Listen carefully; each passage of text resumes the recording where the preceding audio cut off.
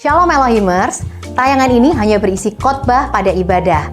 Segmen lain dalam ibadah tidak termasuk dalam tayangan ini. Kami sangat mengharapkan Bapak Ibu Saudara dapat hadir secara onsite untuk mengikuti keseluruhan ibadah yang ada di GPDI Elohim Sidoarjo. Tuhan Yesus memberkati. Saya percaya Bapak Ibu pagi hari ini kita semua datang beribadah karena kita perlu Tuhan. Setuju katakan amin. Coba dilirik dulu kanan kiri. Panjenengan perlu Gusti ta. Opo to? Tujuan kita ibadah itu apa? Oh Fer, saya beribadah itu enak di luar angop panas. Gereja adem. Saudara, kalau tanpa Tuhan kita tidak mungkin kuat. Ya saya pun kalau tanpa Tuhan tidak mungkin kuat. Apalagi hari ini saya senang karena kita mempelajari tentang pribadi dari Roh Kudus. Saya mau ajak Bapak Ibu, kalau bicara Roh Kudus itu tidak bisa pakai kekuatan saudara. Roh Kudus itu seorang pribadi dalam bentuk roh.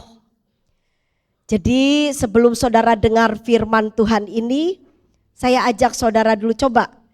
Saudara bersekutu dulu dengan Tuhan. Ada satu pujian, saya minta tolong ya. Saya percaya Roh Kudus ada di tempat ini, amin. Saya kalau lagi betul-betul tidak terlalu kuat, biasanya saya masuk dalam hadirat Tuhan. Saya bilang Tuhan kuatkan saya. Ya saya percaya Bapak Ibu hari-hari ini tanpa kekuatan dari Tuhan. Tidak ada satupun di antara kita ini yang mampu untuk menghadapi hari-hari kita. Ada pujian bilang begini. Ya Roh Kudus, ku haus padamu. Saudara yang tahu pujian ini boleh naikkan pujian ini di hadapan Tuhan. Puaskan sekarang kerinduanku,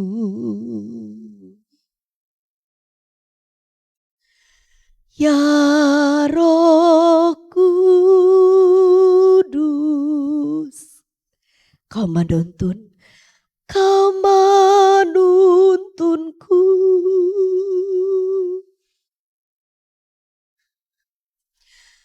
Pimpin langkahku, ku taat selalu. Katakan dari hati kita, katakan bilang, ya Roh Kudus, ya Roh Kudus. Bicaranya sama Tuhan ya, Bapak Ibu, coba bilang sama Tuhan. Ku haus Pak. Nggak ada yang kuat di tempat ini. Saudara bilang sama Tuhan, puaskan sekarang kerinduanku, Tuhan. Ya Roh Kudus, kau menuntunku, pimpin langkah kami Tuhan. Pimpin langkahku, ku taat selalu. Nyatakanlah kemuliaan-Mu Tuhan. Nyatakan kemuliaan-Mu di tempat ini ya Tuhan. Allahku, beriku belas kasihan-Mu.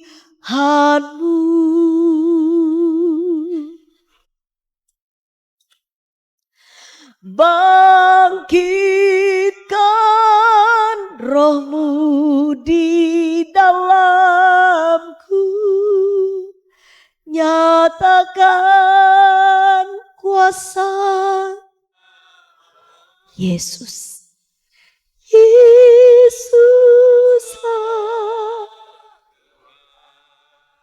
Yesus.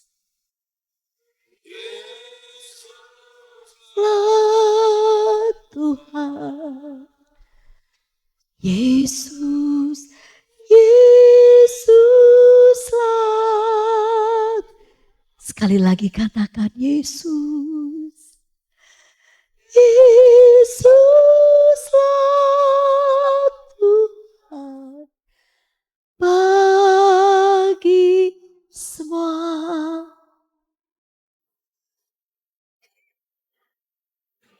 Waktu pertama kali saya jadi orang Kristen. Saya tuh lihat orang Kristen, saya nggak tahu kekristenan. Saya kira di dunia ini agama cuma satu. Saya nggak pernah tahu agama yang lain. Dan Bapak Ibu tahu waktu saya betul-betul dalam menjalani kehidupan, itu kadang-kadang banyak yang membuat saya ini bertanya-tanya, benar tah? Benar tah ada Tuhan? Kenapa saudara? Karena saya banyak lihat orang jahat di sekitar saya. Terlalu jahat. Banyak penipu. Banyak yang hidupnya tidak terlalu baik. Tapi saudara tahu waktu saya jadi orang Kristen pertama kali masuk di dalam gereja. Saya agak kaget, ngapain orang Kristen nyanyi? Kok nyanyi kayak orang India ya? Saya suka film India dulu saudara. Ke orang India. Tapi waktu saya ada di hadirat Tuhan. Saya masuk. Saya coba ikuti lagu-lagu dari gereja. Lalu saya menyanyi, ndak asal nyanyi. Saya coba semua kalimat itu saya renungkan. Apa sih orang Kristen tuh nyanyi? Ngapain? Ternyata kalimat demi kalimat yang dinaikkan itu membuat roh saya menjadi mulai agak tenang. Ya, coba saudara, saya mau saudara naikkan pujian ini bukan karena hafal, bukan karena saudara pinter nyanyi, seperti itu. Tapi coba naikkan dari hati, coba resapi dan saudara renungkan setiap kalimat. Saya mau hari ini saudara jangan liturgis lah. Jangan datang sama Tuhan dengan kemunafikan. Sekali lagi saya mau tanya siapa saudara yang perlu Tuhan. Katakan amin. Sama-sama ya. Katakan sama Tuhan. Nyatakan kemuliaan di tempat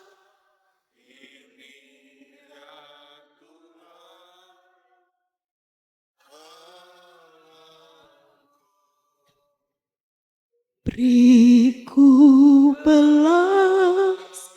Tuhan tahu saudara tidak sempurna. Ada banyak dosa yang saudara lakukan. Tuhan tahu.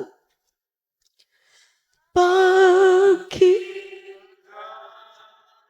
Tapi kalau saudara tahu isi hati Tuhan. Dia gak pernah lelah. Tuhan gak pernah berhenti kejar saudara. Tuhan tahu.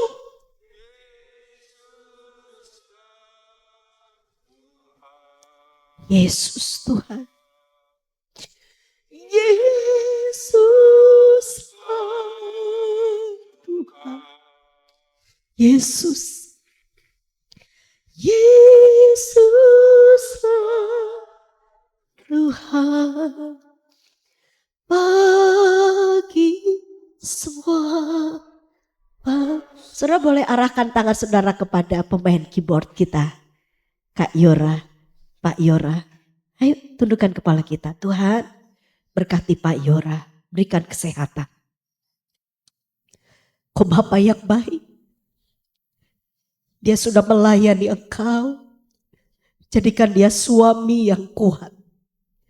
Jadikan dia pelayan Tuhan yang diberkati oleh Tuhan. Permainan musiknya diurapi oleh Tuhan. Berikanlah Pak Yora kesehatan Tuhan. Kami percaya Pak Yora sehat, diberkati oleh Tuhan. Nyatakan kemuliaan di tempat ini.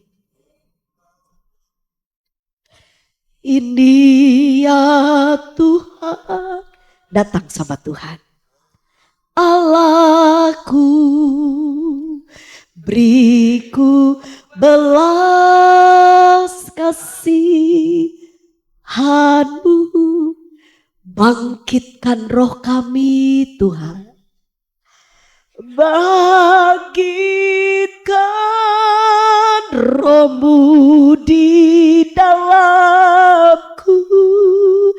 Nyatakan kuasa nama. Bilang sama-sama. Yesuslah Tuhan. Tuhan Yesus. Yesuslah Tuhan Yesus.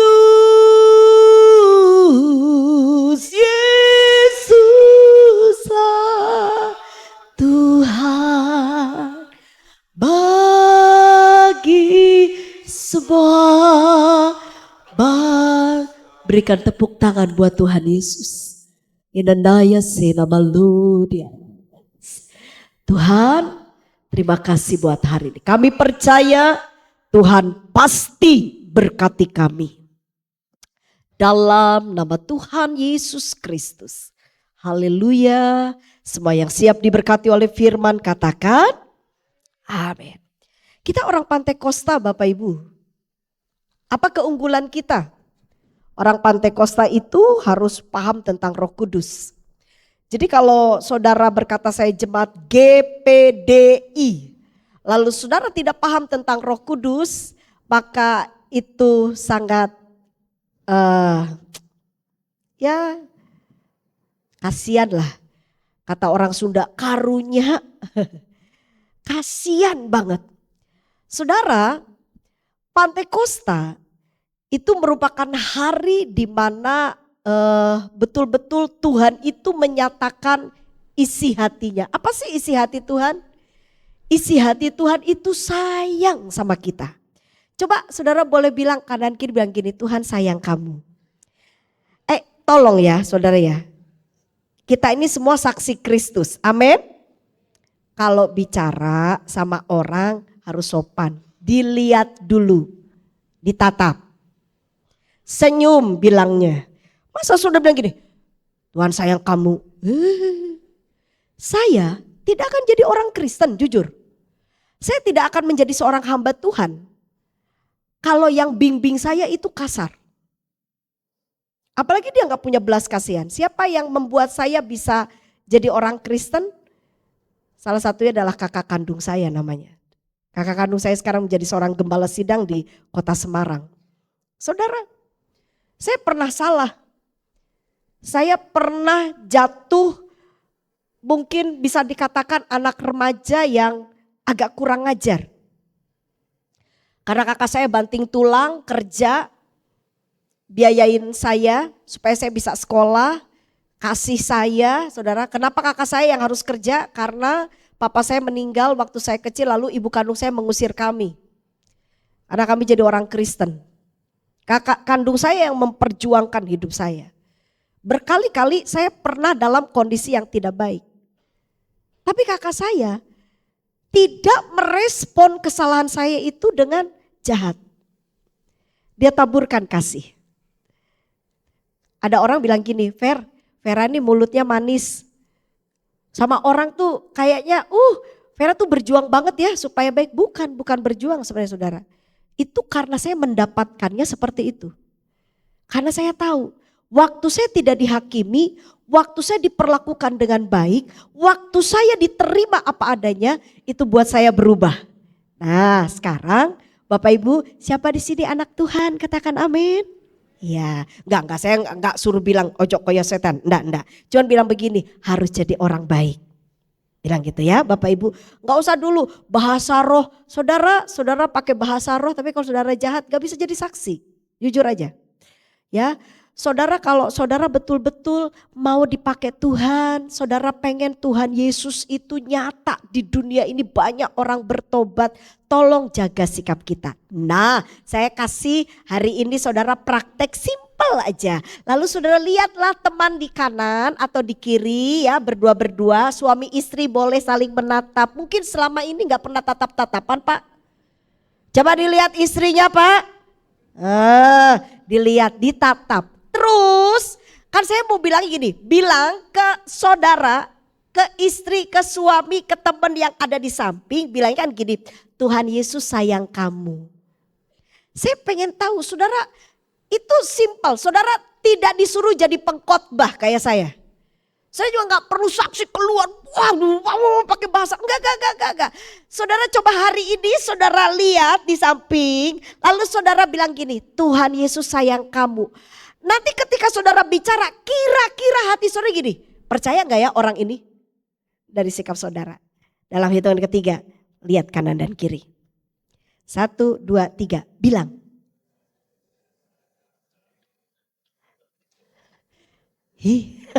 Wow, berikan tepuk tangan dulu dong. Kita nih ya dikhotbahin. Saudara saya gak tahu berapa puluh tahun sudah jadi orang Kristen. Sudah berubah apa enggak? Sudah ada perubahan enggak? Mungkin kalau suami saya suruh saksi, gak tahu. Mau saksinya cuma satu. Dulu saya enggak rasa, tapi sekarang saya aja rasa. Saya ada perubahan. Apa berubahnya? Pertama dari kurus jadi gendut. Pasti berubah lah gitu kan. Bayangin menikah saya 36 kilo Bapak Ibu. Gak usah dipikir, gak usah tanya. Fer hari ini berapa berat badan? Tidak perlu orang Sunda bilang pamali. Saya sudah dibelikan itu timbangan sama suami. Ditaruh lagi di depan kamar. Ngerti, saya ngerti, nimbang terus. Nanti kalau ditanya berapa mah berat badannya? Tinggal bilang sempurna. Setelah saudara ya, Roh Kudus, bicara tentang Roh Kudus Bapak Ibu, bicara tentang sebuah hubungan, bukan aturan. Roh Kudus itu saudara harus paham dulu. Saudara tidak akan pernah mengalami kuasa Roh Kudus kalau saudara tidak ada hubungan dengan Tuhan. Amin. Jadi Roh Kudus itu bicara hubungan, bukan aturan. Aturan hukum itu Allah menetapkan. Tapi kalau saudara udah bicara Roh Kudus, saudara harus bangun hubungan yang baik dengan Tuhan. Saya ingin ajak saudara, ini ayat populer. Banyak dibaca kalau udah di event bicara tentang Roh Kudus. Tapi saya mau saudara hari ini simple gali aja ayat ini dengan satu pemahaman yang lebih sederhana. Ayo Yohanes 16 ayat 13, perhatikan Yohanes 16 ayat 13. Kita baca rame-rame Bapak Ibu. Yohanes 16 ayat yang ke-13. Mari kita bangkit berdiri bersama-sama. Baca ya saudara ya, saya berharap Roh Kudus bisa kasih pencerahan sama kita. Hitungan ketiga kita baca, 2, 3.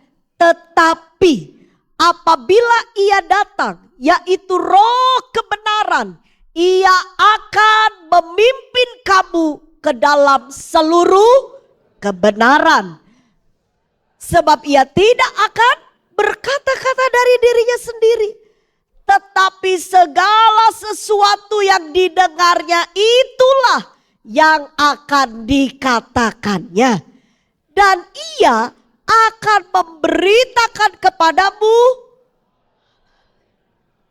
Amin, silahkan duduk. Ayat ini waktu saya pelajari Bapak Ibu, itu mengajar saya secara pribadi. Supaya saya paham kerjanya Roh Kudus itu seperti apa. Memahami pribadi Roh Kudus gampang-gampang sulit. Gampangnya gimana? Karena dia pribadi, dia punya perasaan, Roh Kudus itu punya sikap, punya perasaan. bisa diajak untuk bergaul. Tapi orang Kristen yang tidak memiliki pemahaman, pengenalan yang benar akan Tuhan akan sedikit sulit bicara tentang Roh Kudus. Ditambah lagi fenomena sekarang, kalau udah bicara Roh Kudus, bicara bahasa roh. Di situ. Saudara tahu, udah bicara bahasa roh, ditambah lagi manifestasinya ketawa dalam roh. Sampai di situ. Bagaimana jemaat bisa paham? Akhirnya saudara, loh ini kesaksian hidup loh Bapak Ibu. Ini bukan bohong. Saya dengan kakak saya itu pernah menghadiri sebuah acara event besar. Saudara tahu, sampai kakak saya bilang gini, tuh lihat, kayak gini tah pekerjaan Roh Kudus. Jadi saudara itu lagi bahasa roh. Kebetulan kakak saya kebelet, dia keluar, dia masuk lagi, dia kan bersama dengan saya tuh. Dia toel saya saudara. Terus saya kaget, kakak saya lihat di depan kami. Jadi itu bahasa roh ya. Lalu ada yang ketawa, ternyata di depan kami ada orang pakai bahasa dikit-dikit supaya ketawa. Loh ya apa sih? Loh ini kejadian beneran. Ditambah lagi bahasa roh bisa diajarkan. Boleh saudara pegang jidat saudara? Ampun deh. Bilang gitu saudara, ampun deh. Gak cocok dengan ajaran firman Tuhan. Saya mau bilang sama saudara, ayo Bapak Ibu jadilah jemaat yang dewasa. Amin. Jangan ikut-ikutan, pelajari firman dengan baik. Saudara perhatikan, ayat ini bilang begini, tetapi apabila ia datang, dari kalimat ini aja saudara harus paham. Kata datang Bapak Ibu, dalam bahasa asli kita lihat ya, datang dalam bahasa aslinya itu ditulisnya adalah hekomai, erkomai. Apa erkomai? Sudah lihat apa artinya Bapak Ibu? Menemani. Bapak Ibu saya itu jujur saya tuh gak bisa hidup sendiri. Saya bersyukur sekali Tuhan kasih pendamping hidup yang bisa tolong saya. Saya gak bisa sendiri. Ada satu Jumat bilang gini, loh Fer ini hari ini saya lihat. Ada lagi satu Jumat di Surabaya bilang gini, Bu Vera saya tuh kalau ikut status Bu Vera aduh pusing-pusing. Ibu ini kemana-mana khotbah terus. Ibu gimana vitamin apa? Ada yang tanya sama saya, vitamin apa yang buat Bu Vera bisa kuat? Terus saya jawab gini, vitamin S. Terus, apa itu vitamin S? Vitamin suami, jujur aja saudara. Seorang istri itu bisa kuat kalau suaminya baik. Setuju katakan amin. Mana di sini Bapak, para suami? Bapak yang merasa Bapak katakan amin Pak. Siapa Bapak di sini yang istrinya mau sehat? Ternyata ada bapak-bapak yang kepengen istrinya cepat. Cepat apa? Bertobat Pak. Kalau sepertinya saudara, betul saya sampai bilang gini, saya gak bisa hidup sendiri. Saya perlu teman. Kalau teman saya ini jual hati saya, waduh ya saya gak bisa dipakai Tuhan. Gak mungkin saya dipakai Tuhan. Di balik seorang suami yang sukses, kata orang-orang, ada istri yang kuat. Dan di balik istri yang dipakai Tuhan, ada suami yang baik. Saya mau kasih tahu Bapak Ibu, ini penting sekali, menemani. Siapa di sini saudara yang gak perlu teman, tak kasih tahu ya saudara ya, hati-hati. Saya bilang, apa ini jahat nipu, saya udah gak perlu teman, saya hidup sendiri, gak usah dideketin. Siap-siap jadi orang aneh. Bilang kanan kiri, ojo aneh. Karena saudara hidup sendiri. Saya perlu teman. Bayangkan, dan Tuhan itu tahu saudara gak bisa sendiri, saudara perlu ditolong. Makanya Tuhan betul-betul memberikan penolong kepada kita. Namanya Roh Kudus, menemani.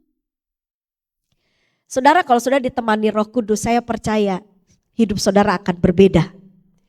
Ya, kalau nanti sore saya akan jelaskan lebih detail lagi Bapak Ibu. Saudara perhatikan, tetapi apabila ia datang yaitu Roh kebenaran, ia akan memimpin. Coba perhatikan kata memimpin. Lihat, kata memimpin dalam bahasa asli ditulisnya Adelgeo. Adelgeo. Adegeo. Adegeo ini Bapak Ibu itu berbicara tentang mengajar, menunjukkan. Kalau saya mau jujur saudara, saya tidak ada figur ibu yang baik dalam pertumbuhan masa remaja sampai dewasa sebelum saya menikah. Jadi saya itu tidak punya figur istri yang baik. Kebalikannya yang saya lihat istri yang tidak baik. Maaf, dari gambaran ibu kandung saya. Tapi sekarang saya tahu mama saya tidak 100% salah saudara. Ya dulu saya selalu kalau kakak saya bilang gini, Fe kamu sayang papa atau mama? Papa, mama aku ndak sayang. Karena memang ibu kandung saya memberikan satu keteladanan yang kurang baik. Kurang baik Bapak Ibu. Tapi setelah saya merenung, oh iya. Kenapa mama saya jadi tidak baik? Kenapa mama saya tidak menjadi istri yang setia, istri yang baik? Karena ibu kandung saya tidak mengenal Tuhan Yesus. Bahkan menjadi pengikut kuasa kegelapan. Jadi mama saya itu jadi dukun santet saudara. Tapi saya pendek bukan karena disantet. Yo dari sananya saya pendek. Saudara mungkin, loh Bu Vera ini dulunya kayak apa? Saya udah diwawancarai beberapa kali di media sosial. Jadi kalau Bapak Ibu kalau pengen dengar kesaksian saya tuh ada di YouTube. Ya tulis aja Vera Daniel nanti saudara keluar. Dan kenapa saya nggak bisa saksi jangkep di dalam khotbah? Ya tidak boleh. Karena khotbah itu untuk menyampaikan isi hati Tuhan. Pengalaman orang satu dengan yang lain itu berbeda. Cuman sedikit demi sedikit aja saya cuplikan demi cuplikan aja. Supaya saudara paham aja. Jadi Bapak Ibu saya itu tidak punya figur. Tidak punya contoh yang baik untuk menjadi istri yang baik. Tapi kalau sekarang saya bisa jadi istrinya Pak Daniel Eka Putra setia. Itu karena saya ngerti sekarang Roh Kudus yang mengajar. Roh Kudus yang menuntun. Makanya sudah lihat di sini dikatakan, maka Roh itu akan memimpin. Kata memimpin itu artinya mengajar, menunjukkan. Filenya tetap ditampilkan saja ya. Jadi inilah Bapak Ibu, ini pekerjaan dari Roh Kudus. Roh Kudus itu akan ngajarin saudara. Siapa saudara yang merasa jadi pribadi yang maaf. Justru saudara, aku nih kok ndak iso ya. Aku nih rasanya bodoh. Aku nih kok rasanya tuh kok ndak iso. Saudara saya mau bilang, bersama dengan Roh Kudus tidak ada yang sukar. Amin. Gak ada yang bilang begini. Waktu saya bayangin nih. Jangankan sikap saya tuh tidak dididik memasak. Enggak saudara. Tapi saudara tahu ketika saya masuk sekolah Alkitab praktik. Saudara tahu ibu gembala saya yang di Jakarta tuh waktu saya tingkat 1. Ibu gembala saya selalu bilang begini, syarat jadi pengerja di gereja kita. Kami semua ada 20 pengerja dijejerin. Yang perempuan ada 8. Terus ibu gembala bilang gini, syarat kalau mau lulus dan kamu mau masuk lagi tingkat 2 dari sini, kamu harus pinter masak. Saudara saya gini, waduh. Nah saya enggak ngerti masak. Masak apa? Masak air bisa. Masak nasi bisa. Indomie, wah keren itu. Paling bisa itu ngecor kalau di sekolah kita bilangnya. Dia bilang masak. Dah taunya ibu gembala saya ini orang Manado saudara. Masakannya udubillahi min dalik saudara. Itu yang namanya rica-rica ya. Apa? Banyak sekali bumbunya. Saya bingung ya apa ini. Tapi saudara tahu Roh Kudus. Saya kalau doa itu saya dikasih semangat. Pasti bisa, pasti bisa. Siapa yang ada ngomong di hati saya. Kamu pasti bisa, belajar loh, belajar loh. Saudara tahu itu bukan kekuatan kita. Itulah fungsi dari Roh Kudus. Makanya saudara hari ini ada orang bilang gini, aku nih kerja opo ya? Aduh Bu Vera aku bingung, ekonomiku rusak, kerja opo? Coba bergaul dengan Roh Kudus, amin.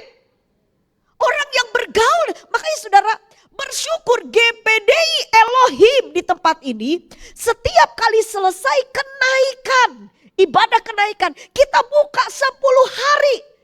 Ya paling dikurangi dengan hari minggunya.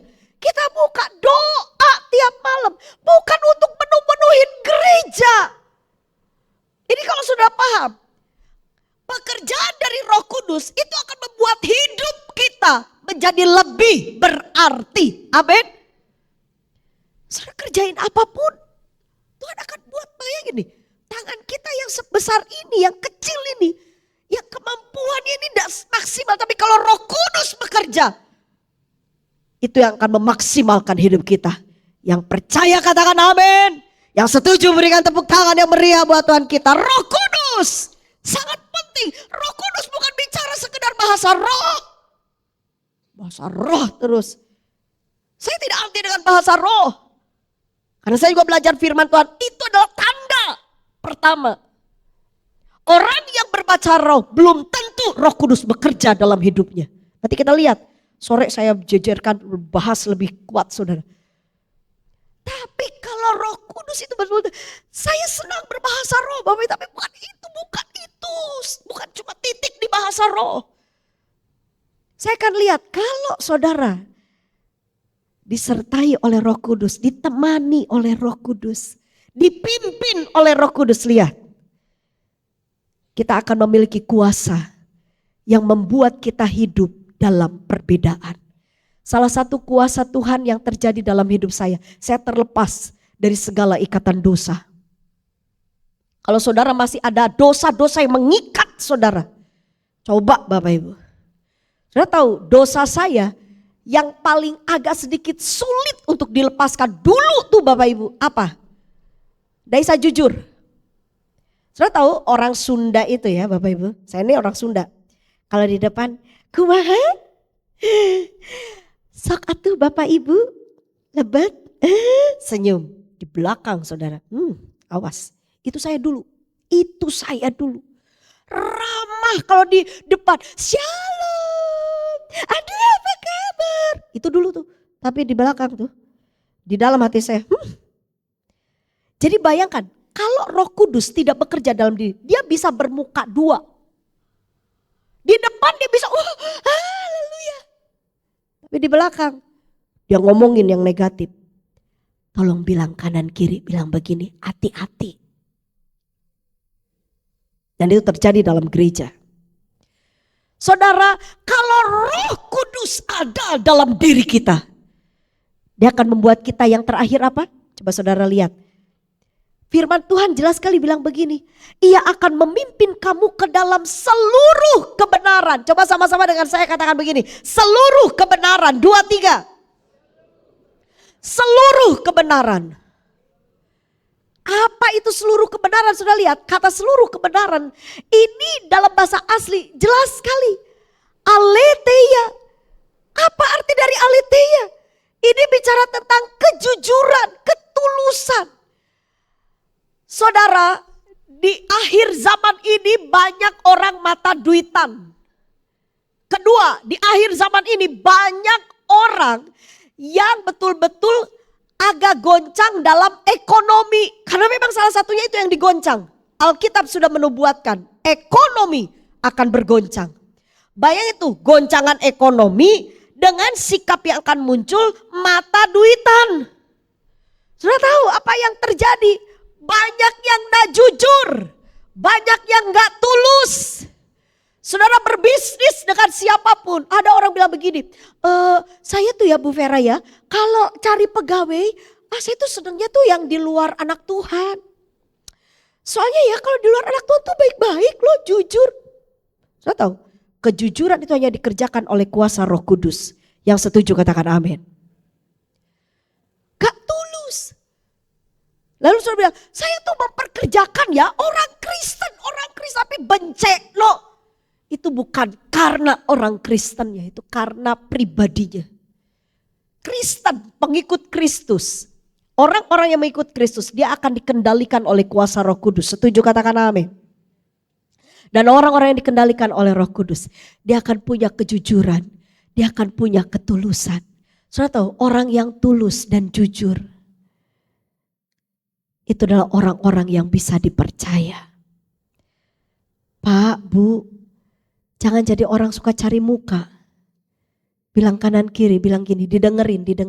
Gak usah cari muka, gak usah cari muka. Saya mau bilang Roh Kudus itu akan memimpin kita pada segala kebenaran. Saudara, waktu saya ditemani oleh Roh Kudus, kadang-kadang saya datang, saudara pikir melayani kayak saya gini jadi pemberita Injil gampang. Aduh Bapak Ibu, saya dari tahun 2007, Tuhan percayakan saya pertama itu lebih banyak di Jawa Timur. Terus saudara, sampai saya tuh merenung gini, duh Tuhan kuatkan. Orang tuh kalau lihat, diundang sini, diundang sana, senang. Tak kasih tahu ya, saya bicara nih apa adanya karena saudara saya anggap keluarga. GPD Elohim ini adalah rumah saya. Saudara tahu, saya pernah kurang lebih hampir 17 tahun yang lalu atau 15 tahun yang lalu, selesai saya khotbah saya dipanggil. Saya dipanggil, itu gereja punya ruangan yang cukup bagus. Saya dipanggil ke situ ada 8 bapak. Rata-rata tubuhnya mirip suami saya sama Pak Bes. Gede. Saudara, 8 bapak ini saudara, dia mengitari saya. Kebetulan kok saat itu suami saya tuh enggak dampingi saya. Pada waktu itu, jadi suami ini Pak Kodan ini mulai dampingi saya sejak pandemi. Jadi dari mulai pandemi saya khotbah dimanapun, akhirnya suami saya betul-betul memikirkan kesehatan saya saudara. Ya udah ditemani. Dan Bapak Ibu tahu, waktu itu gak ada yang temani. Saya biasanya ada anak rohani juga, saat itu dia juga gak ada. Saya cuma sama driver kan ada di mobil saudara. Dan dia bukan orang yang biasanya nemenin gitu kan. Cuma nolong saya aja nganterin. Apa yang terjadi Bapak Ibu? Saya disidang. Sudah tahu sidangnya apa? Bu Vera, tadi Bu Vera khotbah bahwa apapun yang terjadi di dalam gereja, setiap nubuatan, setiap apa yang disampaikan itu harus cocok dengan firman Tuhan. Benar ya Bu ya? Iya benar.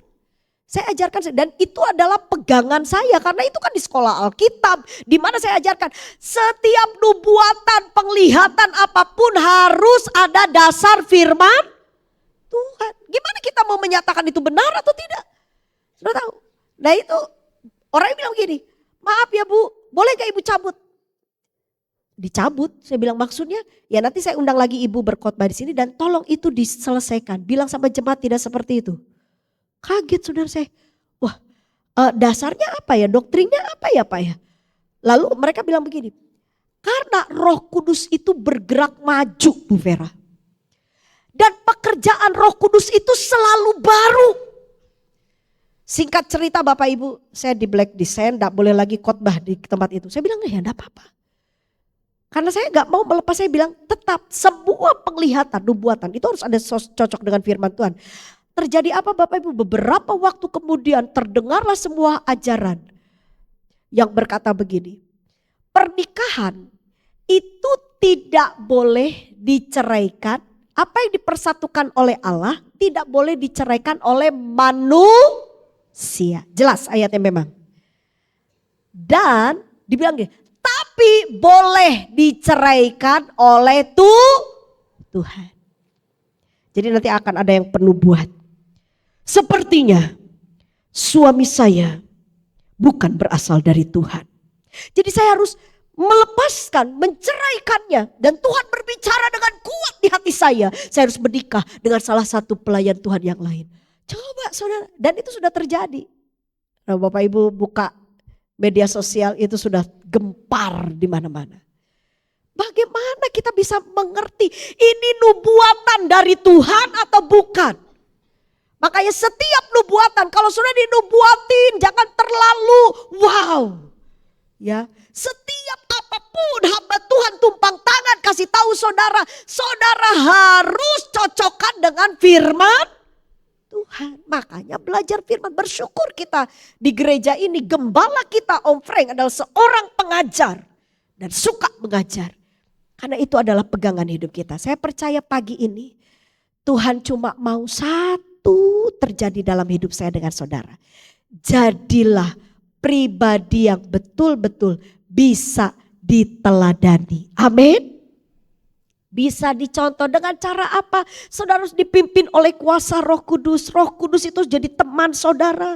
Roh Kudus yang akan mengajar saudara. Dan Roh Kudus itulah yang akan membawa kita untuk menjadi pribadi yang tulus, yang jujur, yang tidak ada niat jahat dalam hidupnya. Saudara mau dipimpin Roh Kudus? Amin. Sebab itu saudara, kalau saudara tidak capek, pulang kerja, datanglah ke tempat ini. Berdoalah setiap jam 7 malam.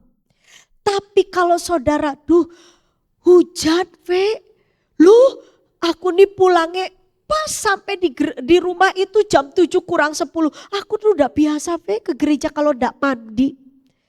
Aku biasa harus enak, biar ketemu Tuhan itu enak. Kalau saudara merasa nggak nyaman dan mungkin tidak ada sempat datang, tidak apa-apa. Ada online. Ikuti setiap jam 7 malam. Amin. Bilang kanan kiri, ada doa di tempat ini. Terbatas cuma sampai hari Sabtu. Minggu kita sudah memperingati hari Pantekosta. Terbatas. Saudara datang bersekutu. Jadi sekali lagi jemaat yang dikendalikan oleh kuasa Roh Kudus, hidupnya pasti ada dampak yang baik. Berdoa. Saya mengundang hamba-hambanya.